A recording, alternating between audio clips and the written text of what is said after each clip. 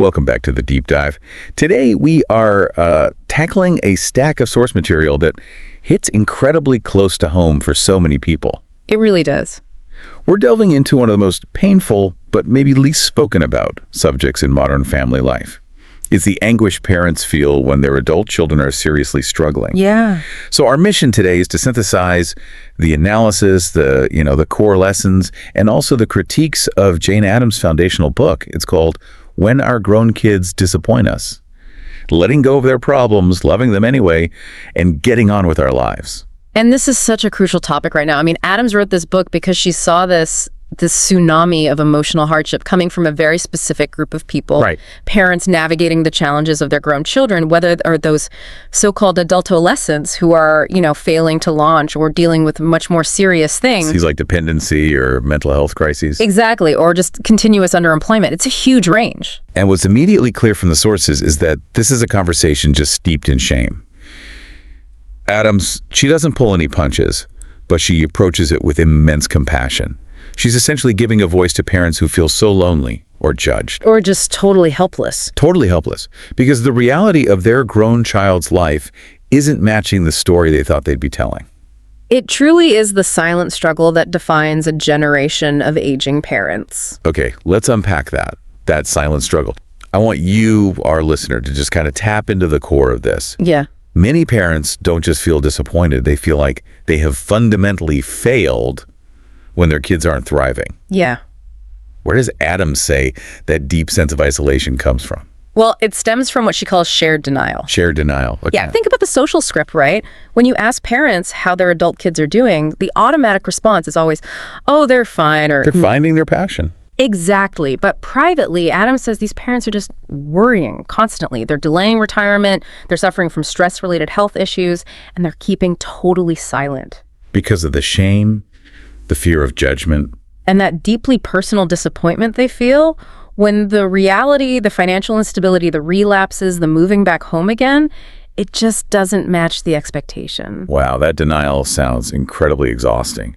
The sources highlight this goes way beyond just emotional pain, doesn't it? Oh, absolutely. These grown kid issues, they have real, tangible impacts on the parents' lives. We're talking about profound material consequences. I mean, the sources cite these stories where an adult child's dependence just completely derails the parent's financial future. No. It compromises their mental health to the point of, clinical anxiety or depression. It puts this immense strain on marriages. So Addams is saying that when the child is failing to launch, the parents feel they can't launch either. Into their next phase of life, their own well-laid plans are just thrown into immediate question. and this is where it gets really interesting for me, because Addams reframes this not just as an individual failure, but through a wider social psychological lens. She says it's a generational mismatch. Precisely. She talks about a profound generational clash of values and expectations. Addams argues that the baby boomer generation, who are the parents here, they were raised with a very specific, very linear idea of success. Right, like a secure job, a house by 30, steady upward mobility. That's the one.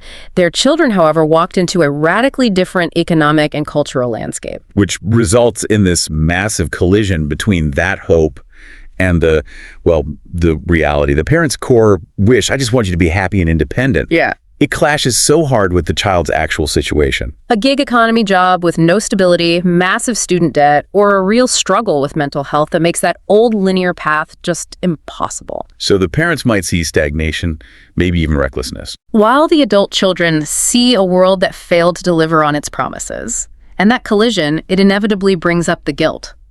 The book spends a lot of time asking, whose fault is it? That has to be the constant internal dialogue. Did I spoil them? Did I hover too much? Did I not push them enough? Yes. Parents just wrestle endlessly with whether they made some critical mistake. And what Addams does so brilliantly is connect that pain to the parents' own history. Oh, interesting. She shows how their own upbringings, their regrets over their parents' failings, it all shapes how intensely they feel their adult child's current struggle. It's like they feel they failed their own past selves. So if we accept that whole emotional context, the guilt, the shame, that sense of failure, what is the actual roadmap the book offers? This is where she gets to that central message, right? The distinction between letting go and abandoning. This is the vital concept. And it's probably the hardest part for parents to swallow. Adams states very explicitly that parents have to separate themselves emotionally from their children's problem without withdrawing love. Without withdrawing love or cutting them off, the key is to shift from being the fixer to being the supporter. It sounds so simple on paper, just let go. But how does a parent draw that line? I mean, for a struggling adult child who is constantly asking for help, isn't providing that help an act of love? That's the core challenge. How do you know when you've crossed from healthy support into, destructive rescuing? And that's it. Adams clarifies that letting go means relinquishing control over the outcomes, not relinquishing love. For so many parents, their identity is totally wrapped up in being the indispensable rescuer. Especially if there's, high enmeshment or codependency there. Absolutely. But the crucial lesson is that constant rescuing ultimately harms both of them. It stops the adult child from learning self-efficacy, and it just completely drains the parent. That is powerful. So the primary task shifts. It's not about solving the child's problems anymore. It's about radically protecting yourself and setting limits. What do those boundaries actually look like? They look like clarity and consistency. So establishing financial boundaries. No more open bank account, no more paying off their consumer debt. Okay. Setting emotional boundaries. Refusing to get pulled into those same circular arguments about their life choices. And crucially, being honest about the impact their behavior is having on your own health, on your marriage. Oh, it's about finding a third way. Yes. You can care deeply while refusing to get totally entangled in their chaos. And if a parent can do that, if they can succeed in setting those limits, Adams argues that this boundary work is the foundation for them to reclaim what she calls the second adulthood. Exactly. This is the positive pivot in the book. As parents enter this post-intensive parenthood phase, they're challenged to actively rediscover their own identities, their own hope. The things that exist completely independent of their children's status. Right. This was supposed to be their time for retirement, travel, community work, whatever it is. I find that idea of the second adulthood really motivating. Adams is challenging parents to find fulfillment that isn't just tethered to how well their kids are doing. It's like an unexpected chance to reclaim your own purpose. It's an act of emotional liberation, really, and she makes a two-pronged argument. First, the definition of success for the child has to be allowed to diverge from the parent's old expectations. On second. Second, the parent's own success and happiness, their own value, has to be redefined so it is not determined by their child's outcomes. You are an individual with your own life to live. This book really does sound like a lifeline. It offers so much validation. Yeah. But, as always, we need the full picture. What did the analysis say about the strengths and, just as important, the limitations? The strengths are definitely undeniable.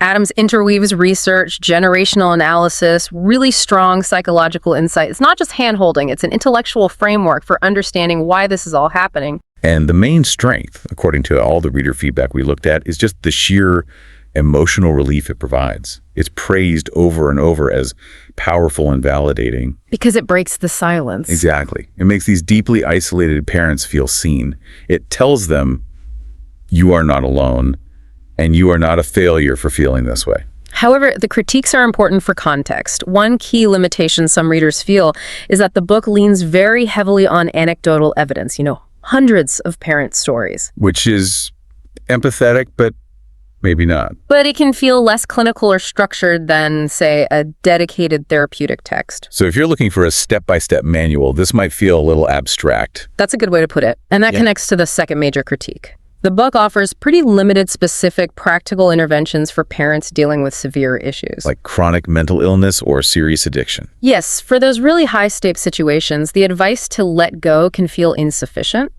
It's a complement to, but definitely not a replacement for, professional therapy or groups like Al-Anon. And finally, that central piece of advice, to just let go. That might feel emotionally impossible for some parents, right? Especially if they recognize they're in a deeply enmeshed or codependent dynamic. It's a monumental shift. It's an internal battle for your own survival, not just a simple lifestyle adjustment. So what's the overall verdict? I'd say the verdict is that the book is an essential guide toward emotional maturity and self-preservation.